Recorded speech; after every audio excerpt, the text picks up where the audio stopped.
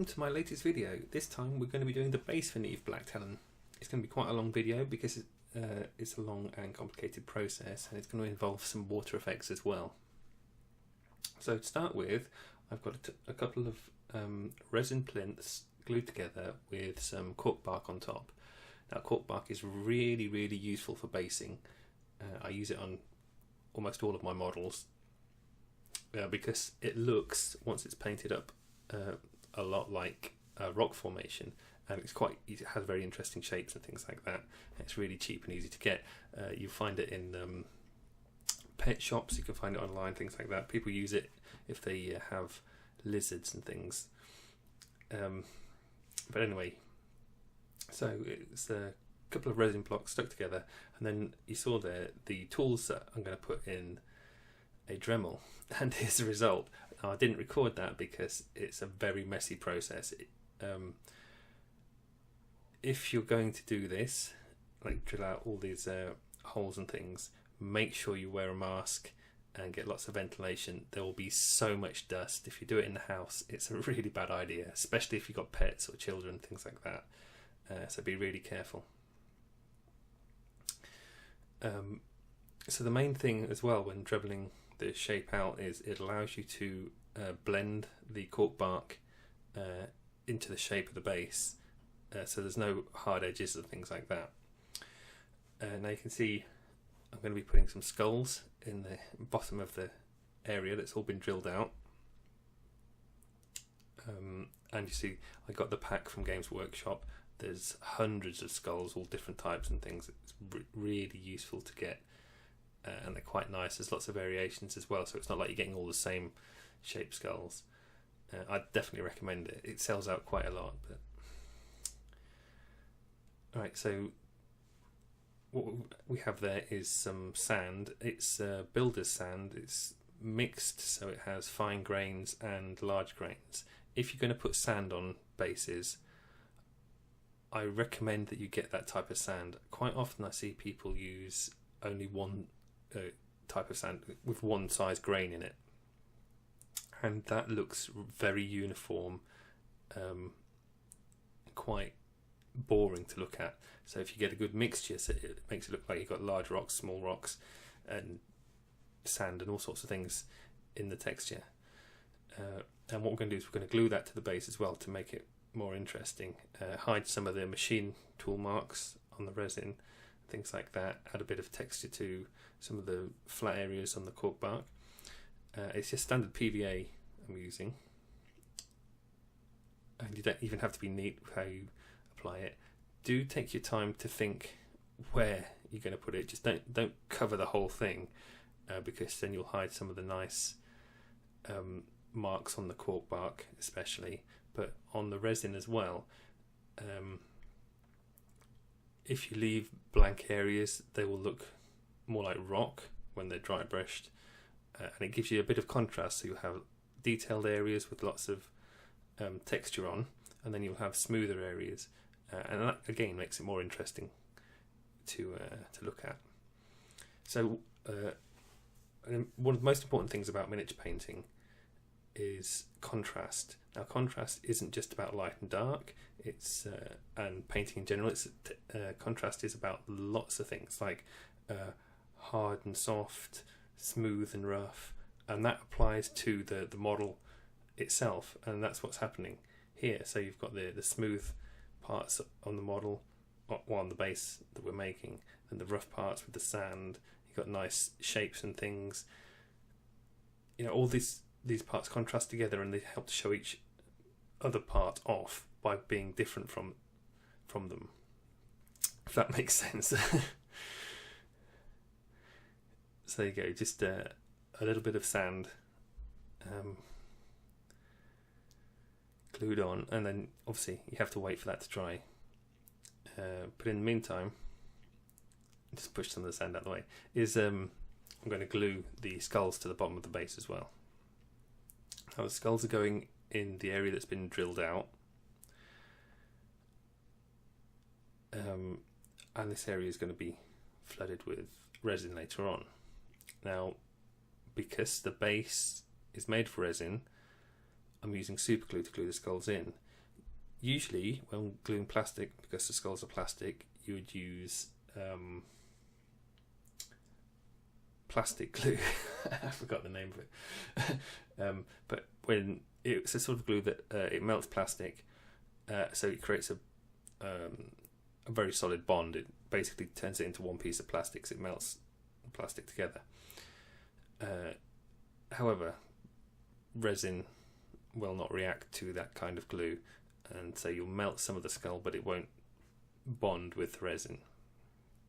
So use super glue instead, because you'll get a much stronger bond.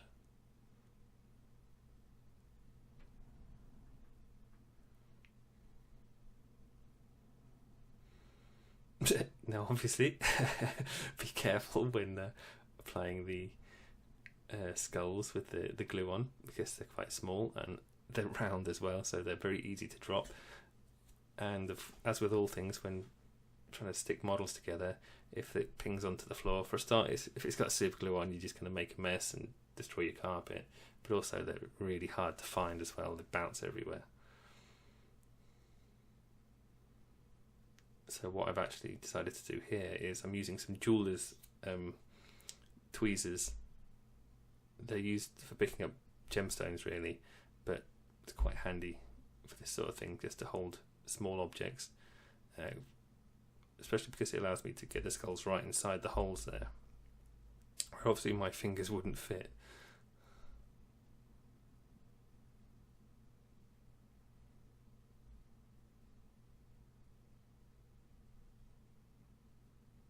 Just in case you're wondering, the resin at the plinth at the bottom that was had the black primer on, there's two reasons for that. It's not really necessary to paint it, to prime it beforehand, but later on, when I apply the resin water, I'll have primer around the bottom of the base, because it'll allow me to pull the barrier, the plastic barrier that prevents the resin from leaking off much more easily. But we'll see that when we get to it. So as I mentioned, I've stuck the skull right inside the resin base there, which I wouldn't be able to do with my fingers.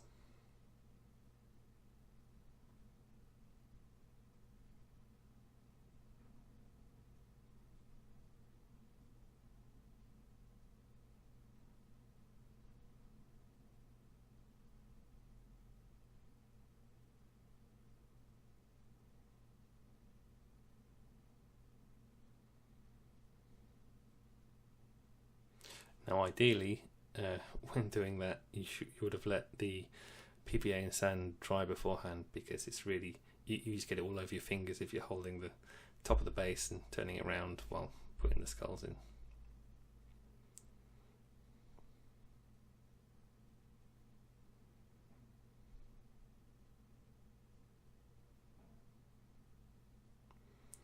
Don't worry about the particular brand of superglue that I'm using either. Any superglue will do. That's just a cheap one that I was trying out.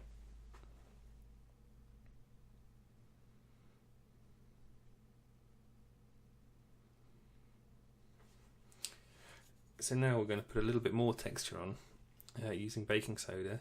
I've used this in other videos as well, and this is to add really fine texture, so it's finer than the fine grains in the sand mixture that I'm using. Now we're also going to use the baking soda later on in the video, but for the time being this is just to add texture to the resin, again to hide a little bit more of the machine tool look that you get when you use the Dremel to drill out the holes. Now usually when I've used baking soda, I mix paint in it with as well, but we're going to prime over all of it, so there's really no point in putting paint in. But make sure you get a nice amount of varnish on, because it seals the baking soda, and two, it helps it to adhere to the surface. It's really important that the baking soda is sealed, because it then will prevent it reacting with any kind of vinegar type substances or acids and things like that, which would obviously make it fizz up.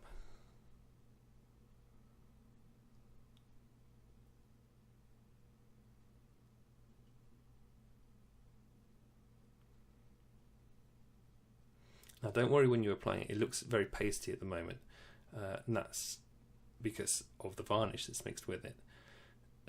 As it dries, the water content from the varnish will evaporate and it will look more heavily textured.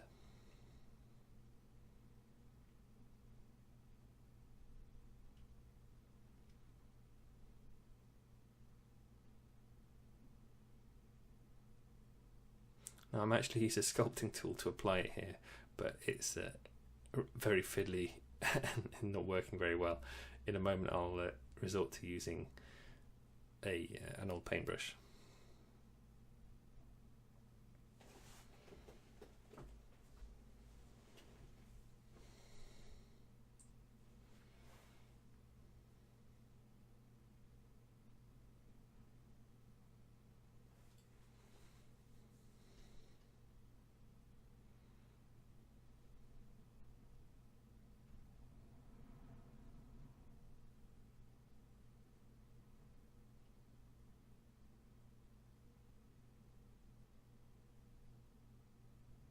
So as you can see, it's just slapping it all on everywhere.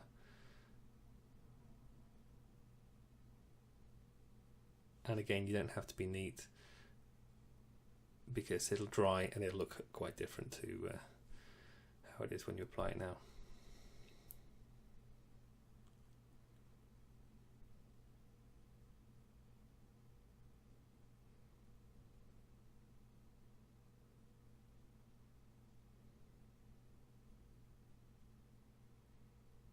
So now I'm just using the paintbrush to smooth it out, just make it a bit more interesting, blend it in some of the edges, especially around the skulls. You don't want it to obviously cover the skulls, or there's no point in having them there.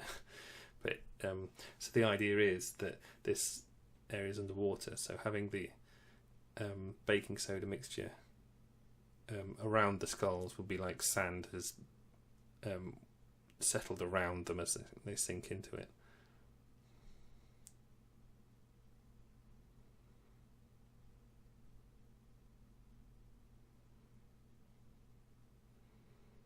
Don't worry if you get it in an area where you don't want it. You can just dip the brush in a bit of water and wash it off. The varnish is water mixable, so it's easy to get rid of.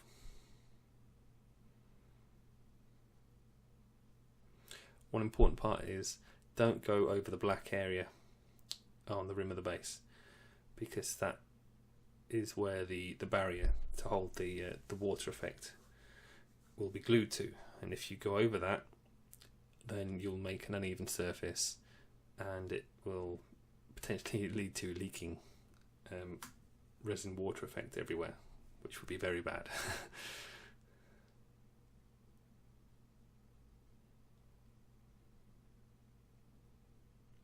You can also see here that so I'm using the baking soda mixture just to blend in a bit the cork bark still with the top of the rock, so it creates more of a transition between the two.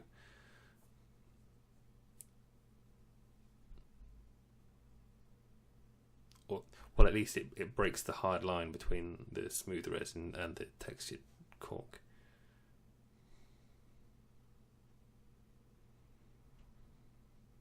Now, as you can see on the paintbrush,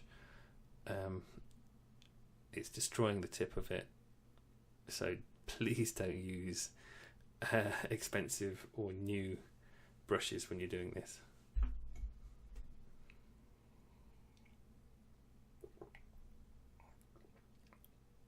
So I had to mix up another batch as well,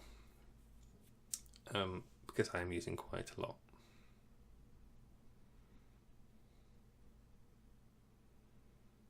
So as you can see here, it can be tricky to apply, but just slap it on, because as I mentioned, it dries, it'll look fine. It's also quite hard when it dries because of the varnish. which is another reason to use varnish when you do it, so you don't have to be too worried about rubbing it off all the time.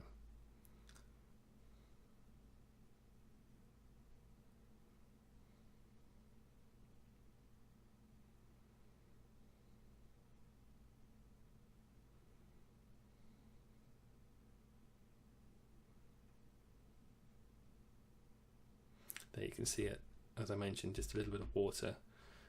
It helps to get rid of anything that's gone somewhere you don't want it. In that case, you can't quite see it from this angle, but I'd got some, and it went in the eye sockets on the skull.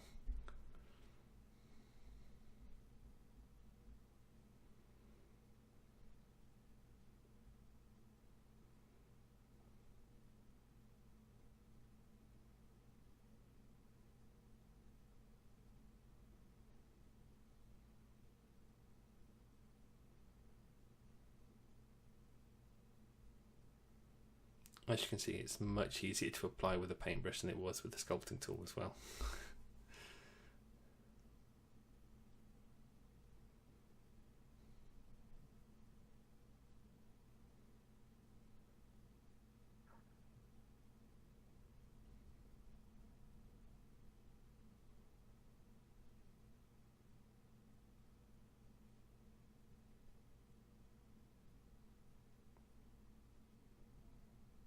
The other benefit of using the paintbrush is obviously you can smooth it out a little bit better, and so actually it blends into some of the rock surfaces, and in particular the hard edges. You can see around here where the Dremel tool had cut sharp edges in the rocks, just smoothing this stuff into it, kind of hides all of that.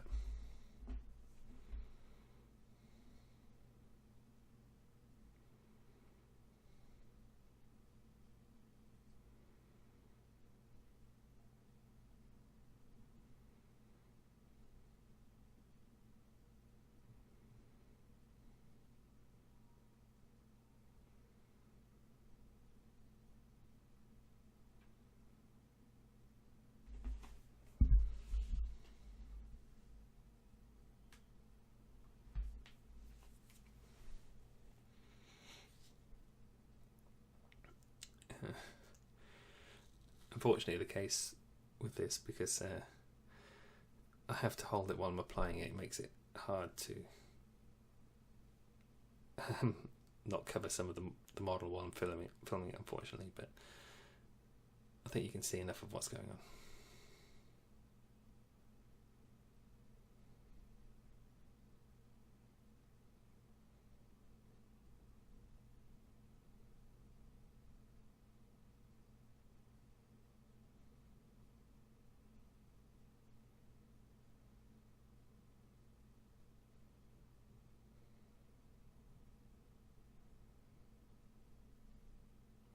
And here as well, you can see obviously I'm applying it to the cork bark.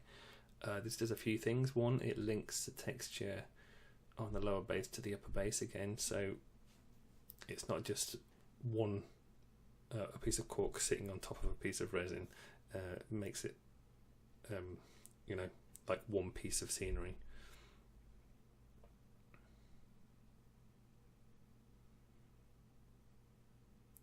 And also, again, it just makes it a bit more interesting, because so what you'll find is when you use the cork bark, you'll see a piece and you think, oh, that's really nice, but then you've got to cut it out, and when you cut it out, that leaves obviously sharp, flat edges. So it can be beneficial to get rid of those because they look artificial and not naturally formed. So that's the base all textured. Now I would suggest leaving it for 24 hours before you do anything with it. Then prime it black. I used Vallejo Surface Primer black. You can see it's still wet there. Don't touch it after it's primed, you'll rub the primer off. So again, when it's primed, leave it again for 24 hours. So it can be a time consuming process. In this case, I didn't wait that long. and I just went straight into airbrushing some colours on. Now I've used scale 75 paints for airbrushing colours on, and it was in 3 layers, starting with brown leather, then orange leather, and finally Arabic shadow. On top of that, I have airbrushed inside the holes blue, and that's Ahriman blue from Games Workshop, and then I added a little bit of Ceramite white to that mixture, and just sprayed further inside the hole to kind of make it look sort of glowing inside, and the effect will be enhanced when the resin effect, water effect, is applied.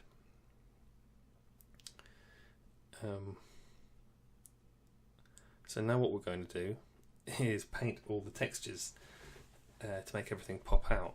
Now we're going to overemphasize the dry brushing of the textures, because we're going to put colours on top of them and then it'll dull them down again afterwards. So we're starting off with Balor brown, another Games Workshop colour you can see there. I say dry brushing, it's almost, I mean the paint's not really dry, you're really smacking it on. It's kind of tacky, but you want kind of a strong effect. Don't get any on the blue. The blue will contrast with the colours of the rocks, so this is purely to go on the brown colour already on there.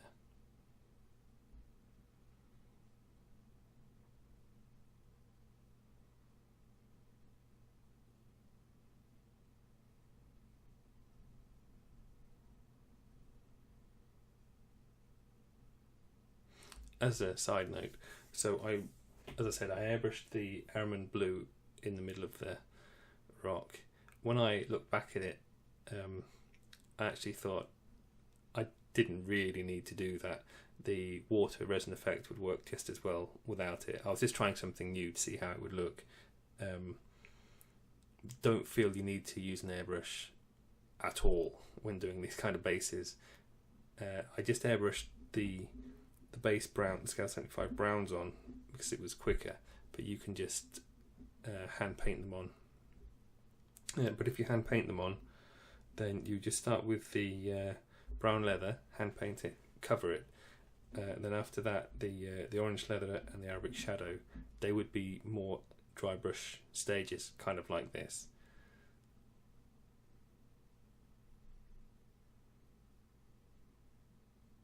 If you look how I'm applying the paint effect, because as I said, the paint, it's not, I say dry brush because that's the kind of technique, but it's a very heavy dry brush. But I tend to just apply the paint on the downward vertical stroke, and this works in the effect that so it seems like light is catching the upper part of the textures. So in a way, you're doing a light effect by doing it. I mean, you can be a bit messy, catch it from a few angles and things, so that more details are caught if you just to make it look more interesting. But generally speaking, the downward stroke makes it look like more like light hitting from the top angle.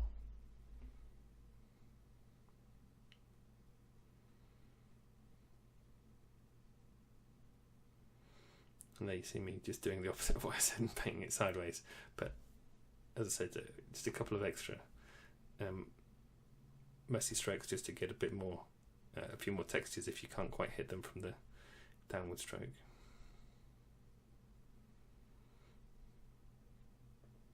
You can see now how all of the textures have worked together. So like all that baking soda and sand glued to the base has made it all one harmonious textured rock, rather than having just a smooth block at the bottom and a cork block at the top.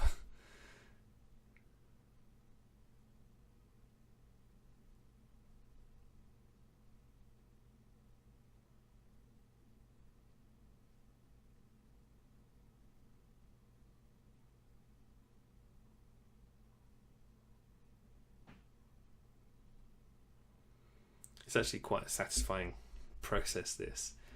It's very quick and you get very strong results almost instantly.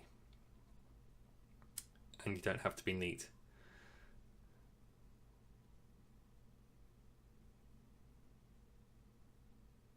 So the next colour I'm using is I can't remember the name. It's a P3 bone colour. Obviously, it's Menoth White Base. So it's basically an ivory kind of colour. I'll of course put all of the paints that I'm going to use into the video. Paints that I'm going to use in the video in the description later on. So this is just a case of dry brushing it, so you have to be a bit more careful this time.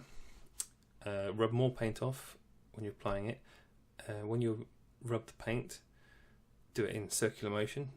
If you just rub the paint from one direction, you'll have paint on the other side of the brush and it'll be too heavy on one side, and what you'll find is you'll accidentally get a big smear of paint come from somewhere that you didn't expect. So scrub the brush in a swirl on your tissue paper or kitchen roll, whatever it is you're using, and that makes sure that the paint is even from all angles on the bristles, that is. Now the brush that I'm using is a flathead brush. That helps me cover a wide area quickly, and also it helps to again work with that vertical top-down stroke. But so you're taking a bit more paint off the brush this time than when you applied the Mournfang Brown, and then when you're applying it onto the model, you still want some of that Mournfang Brown to show through, obviously, because otherwise it would be a waste of time doing it. So just be mindful of that. Tend to focus more on the areas that stick out. Don't worry about the areas in the recesses. And there I've got a bit of paint on the skull as well. One thing to note on the skulls, one, if the skull's inside the base and you're going to do the blue effect, don't worry about painting them at all. The resin water effect will help to enhance that a bit anyway. But if it's a skull on the outside or you're not using the blue effect, don't worry about painting the skulls too neatly. What you'll find is that the resin water just makes things look really neat and tidy, even if they're not.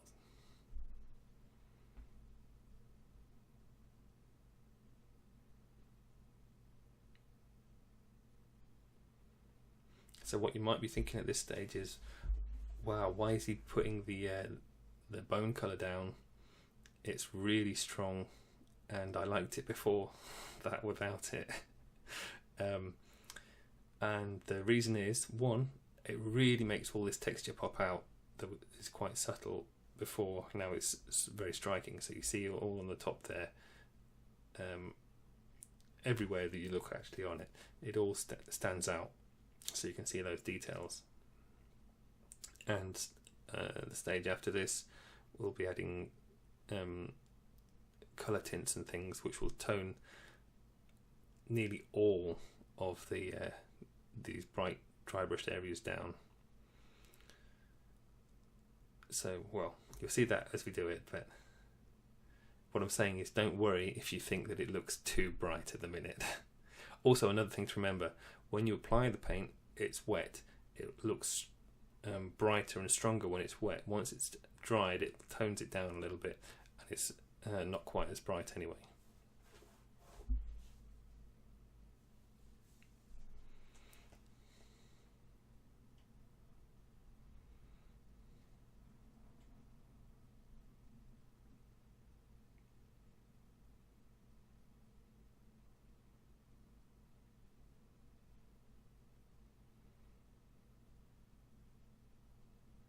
Right, so now we're taking the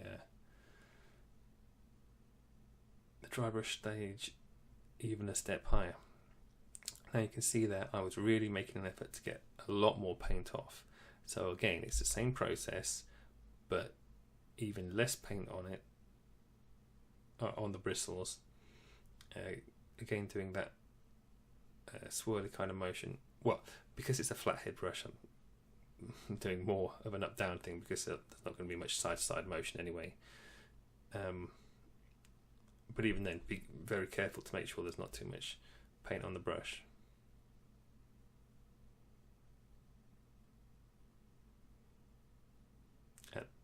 And generally for this stage, using the white, this particular white is Morrow White, again P3, but it really doesn't matter which brand paint you're using. This is just to pick out the big texture details, you know, prominent edges and the corners on the base, things like that.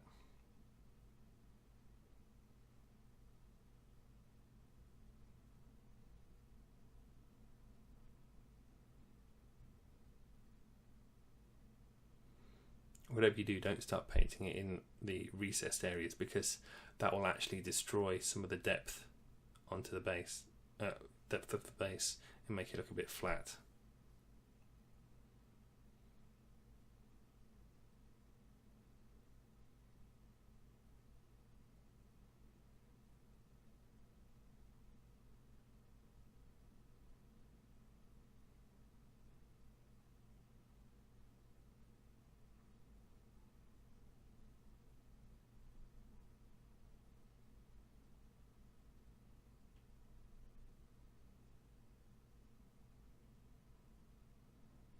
The white also helps it to make it a bit more rock-like. It gives so they're all sort of subtle impressions. You could imagine it to be dirty white rocks now rather than brown rocks and things like that.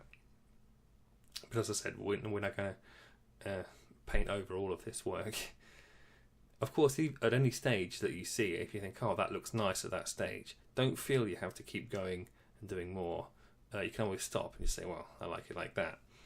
So now we're adding the colours. I'm using Sherwood green and black leather from scale 75. The reason I like to use scale 75 paints while doing base work is because it dries really matte. It just gives it such a lovely finish and it looks more natural. Whereas if you used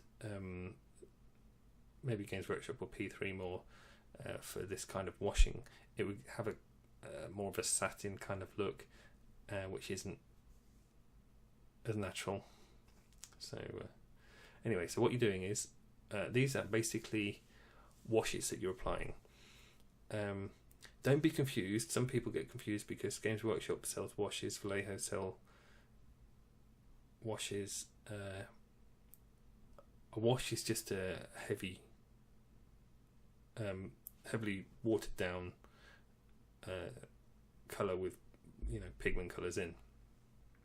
You don't have to put anything else in for it to be a wash, so it doesn't need special mediums or anything. Plain water will do fine, especially for this because the paint sucks right into all the sand and the cork and stuff like that, and the capillary action from the water works just fine. So what you're doing is the black leather in particular goes in the recesses.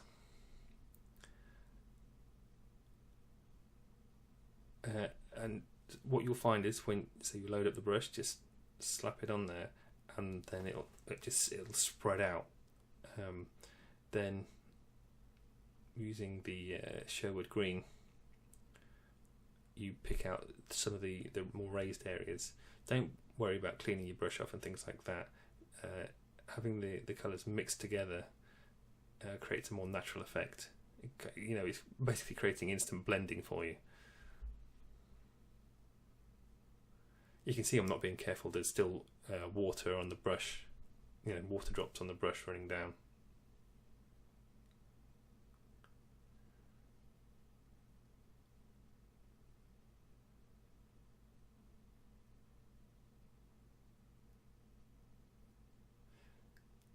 It's also important to remember that it will dry differently, how it looks here, to how the finished version will look.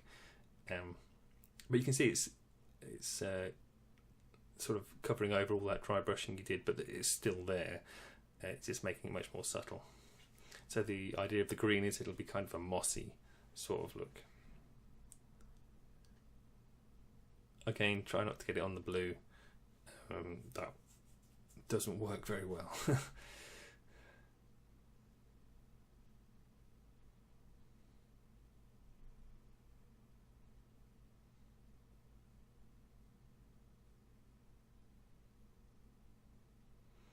When I say it's watered down, it is quite heavily watered down. It's probably about 5 parts water to 1 part paint, maybe even more water. If it looks like you can drink it, you're probably about right.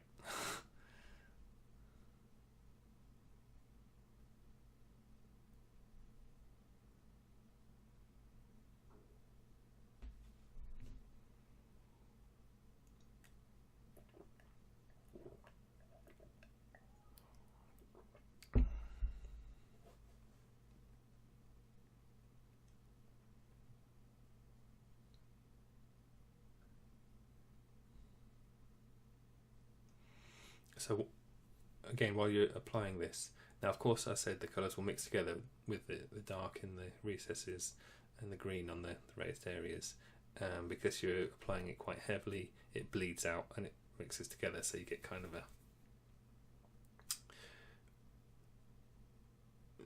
sort of a messy, muddy colour, which obviously there's a quite high level of transparency as well, because it's thin down paint, so the brown shows through as well, and it all kind of mixes together.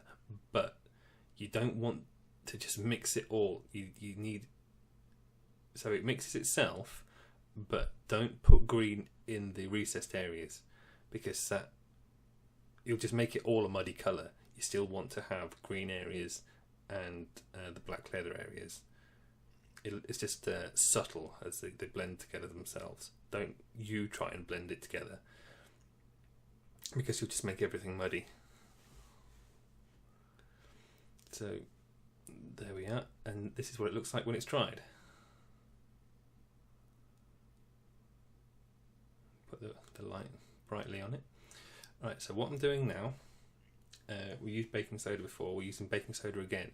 This is baking soda, varnish, so the same, exactly the same as before, but this time with the Sherwood green mixed into it.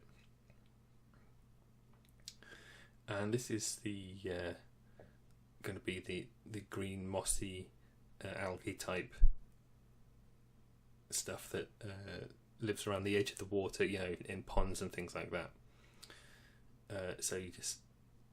So this is taking into account where I want the water effect to finish on the model. So the water will just go up to there, and that'll be it. Now this looks quite thick and gloopy. Again, when it dries as a texture, so it doesn't have this look to it. It's very matte as well, especially because I'm using matte varnish and scale 75 paint, so it's very, very matte when it's finished.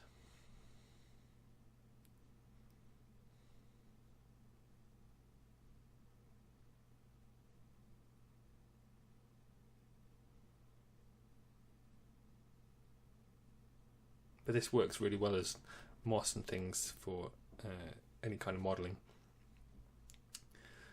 You don't have to use it just if you're using water. I mean, you get moss and all sorts of formations.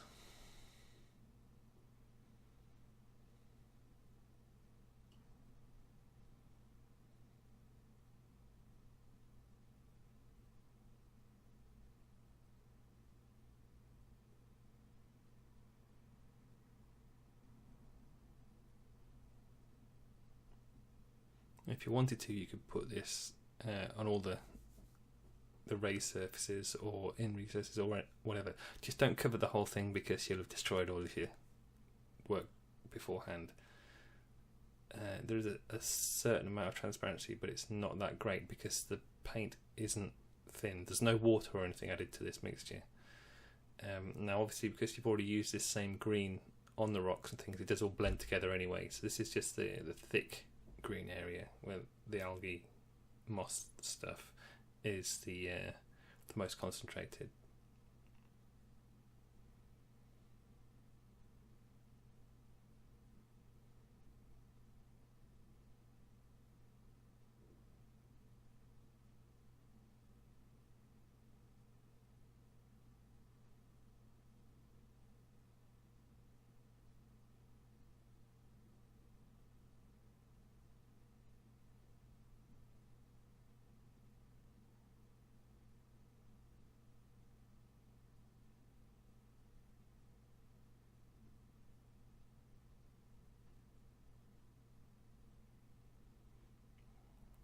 So what I'm doing is I'm carefully looking at when I'm applying this to see where I think it would look interesting or natural,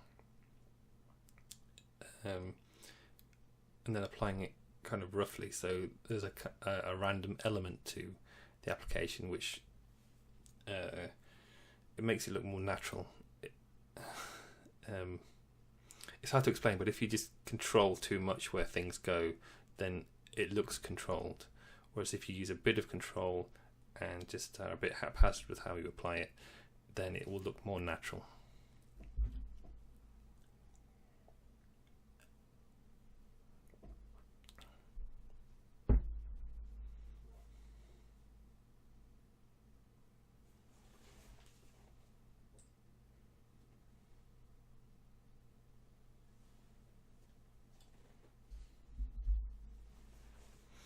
So that's pretty much the stage of the base work done. Leave it to dry again. I am saying to leave it to dry quite a bit. When I did this, I was rushing to get this done for the competition, the salute painting competition, and had to do the whole base from scratch in 3 days. And one of those days I couldn't touch the base at all with the resin water effect. So my recommendation is don't do that like I had to, because it didn't give me any time to adjust it and look for faults. So here you can see the things that we're going to add in the form of grass, and what I've just stuck on are some flowers from Mini Nature. That's the white and the orangey red type flowers. The grass, the little tufts of grass, are from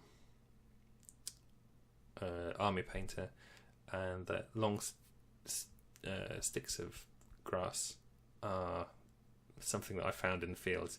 If you're going to use things that you find in fields or out on walks and stuff like that, make sure you dry it. If you don't, it can dry on the base. It can become very fragile and just fall to pieces. You don't know if it's going to be a strong, stable piece of vegetation once it's dried. So, and obviously the colour will change as well.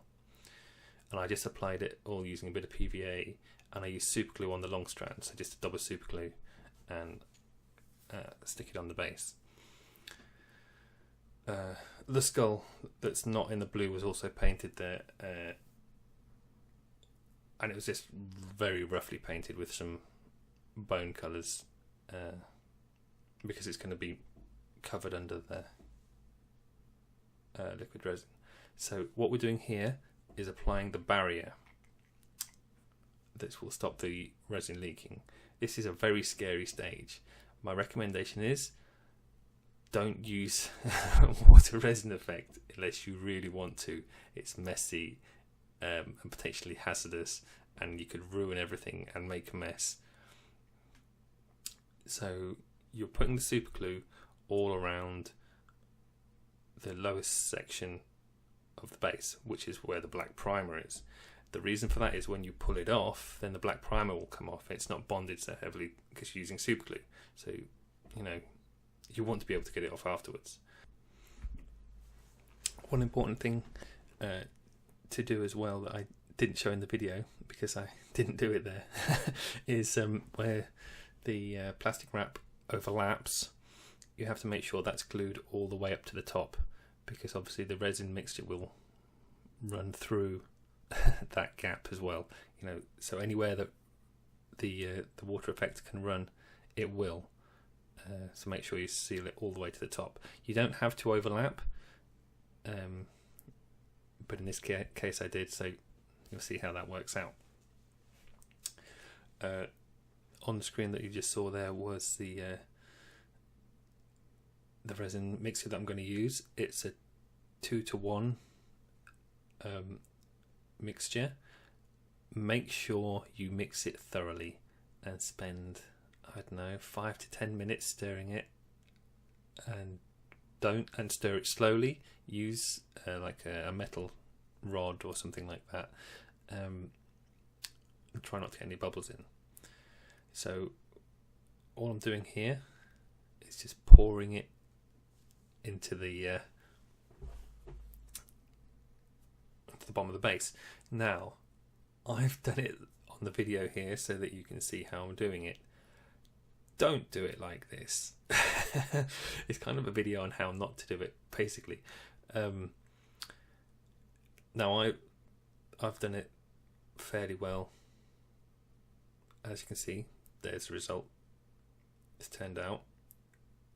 I've actually skipped ahead a bit there, so I'm going to have to quickly catch up. Right. You need to put it in a pot or on a in a container anyway, so that when you pour it, if there is a leak, it doesn't leak all over your desk or wherever you leave the base to set, because this is really bad stuff. It will just get everywhere and you won't be able to clean it up. So, and also it takes a long time to dry, at least 24 hours. Don't touch it. Preferably cover it as well so you don't get any dust or anything while it's setting. You can see on the bit of card there that I've got in the background where I dripped a bit of it over. You can touch that. So if you you'll have a little bit of resin left over when you finish pouring it. If you test that every now and then, you'll see if it's how it's drying. I didn't show you taking the plastic wrap off because it was brutal. I had to use a pair of pliers and it would have been really hard to film. So at this stage, what has happened is, alright, I'll go through it. So you should have seen me holding up some sandpaper. And what happens is, once you've ripped the resin off, you can see at the base there's no black anymore. So what happens is the primer's all ripped off as well with the super glue. It's all going to look very rough. Don't worry about it. You use the sandpaper. I used the sizes 400, 1000 and 1200. Start off with 400, get all the big rough edges off, and then just carry on for onto the 1000, then on 1200. I put water down when I do wet sand. That stops resin dust getting everywhere. You don't want to breathe it in. If you're going to use if you're going to sand the resin, wear a mask. You don't want to breathe it in. So here you can see the end result. You saw me before painting the other side. So it starts off, everything's cloudy after it's sanded. Don't worry about that, because then you use gloss varnish. It has to be glossed. You don't want to use gloss varnish on the rocks and stuff when you're doing it, when you're mixing with a baking soda, things like that. But when you're doing applying it to the resin, it has to be gloss. And you should have seen on the video as it progressed. So you start off, it looks cloudy. That's so you've cleaned all of the dust off after it's been sanded. Maybe give it a wash under the tap or something like that, but be careful not to ruin the top of the base. Make sure everything's nice and smooth. Then once it's all been sanded and you're fairly happy with how smooth it is, just give the whole area a coat of gloss varnish. and you'll see it will magically become see-through, as you can see in the video. So if you might have to rewind it a bit, because obviously it's gone through quite quickly, but if you just look how it's gone, like you're looking for that effect, so it goes that matte effect for a start after all the sanding's done, put the gloss varnish on, and it's like magic as you get to see through it all again. Now obviously it takes a minute or two for the gloss varnish to dry, and that's when you'll get to see it properly. So the final stage here is just using some Vallejo model colour black. I've mentioned it before, it's my favourite colour black. It's got really good coverage, and because as well you're not painting it over a primer. Now there's gloss varnish down, so that will work kind of like a primer, but it's a shiny surface. So and also it's a pale colour underneath, so you might need a couple of coats of black, but you know, it only takes a minute or so, and you'll see as I apply it. And all you're doing is going around neatening up all the edges. So paint it on neatly on this bit. You don't want to mess it up at the final stage. And just, you know, apply the black on all the area that's been lifted off where the superglue was. At this angle on the video, you can see where I have made a slight mistake. Well, two slight mistakes. If my finger gets out of the way, there we go. So you can see how the resin has risen up, and this is due to surface tension, and it's stuck to some of the details, and it's not an even line. So there's a few options that you could do that I didn't have time to do, because the competition was at this point hours away. Yes, I was finishing this the night before of the competition. But you use a scalpel, very sharp scalpel, cut all that off, and then it's going to look a bit white, the same way that the base was looking when you were sanding it. So all you do is then you do the same process as you use over all the other resin. You just sand down that top edge after you've cut it, so it's all nice and even and neat. Another option is you can get some stuff called Mod Podge and put that on and make it look like waves at the top.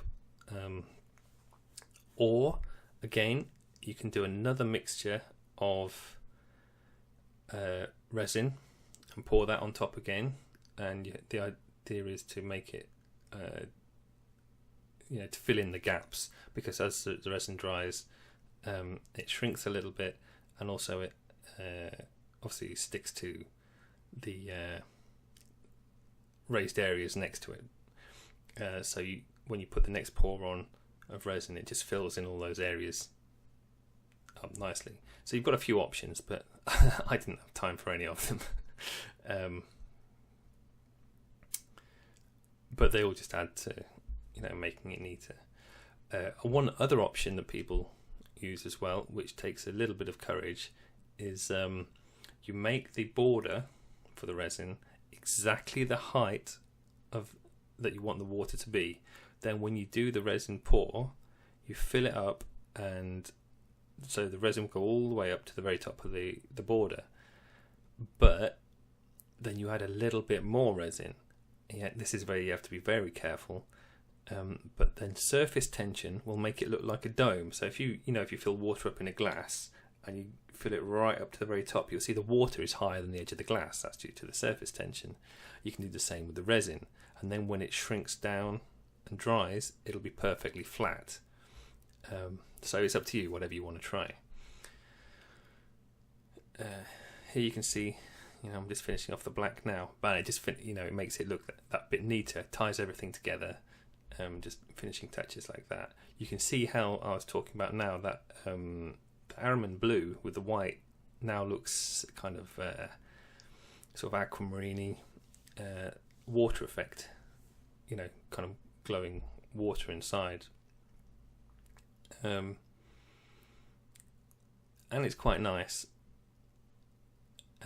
But on retrospect, for this particular competition piece, I wouldn't have done any of this.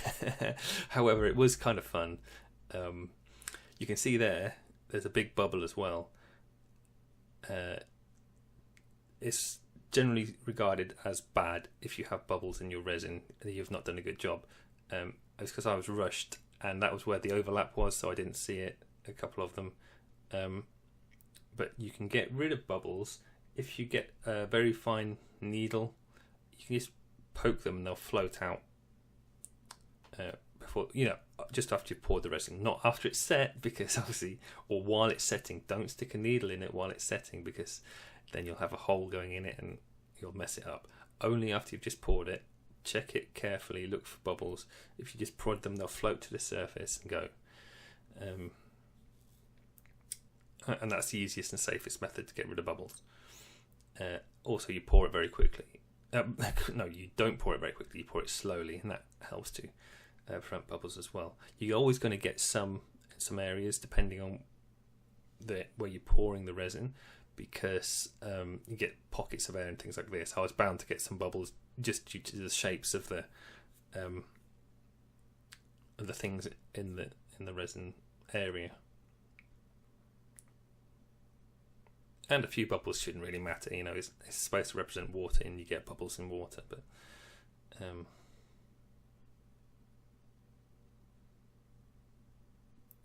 basically it's the big bubbles you need to try and avoid.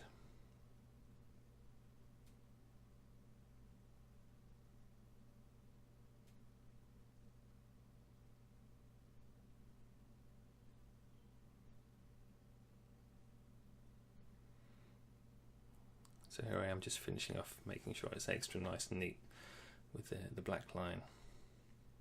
So as you can see, there's the finished base. It's not quite as polished as I should have made it. I needed more time to look at it, and I would have done it differently if I'd done it again.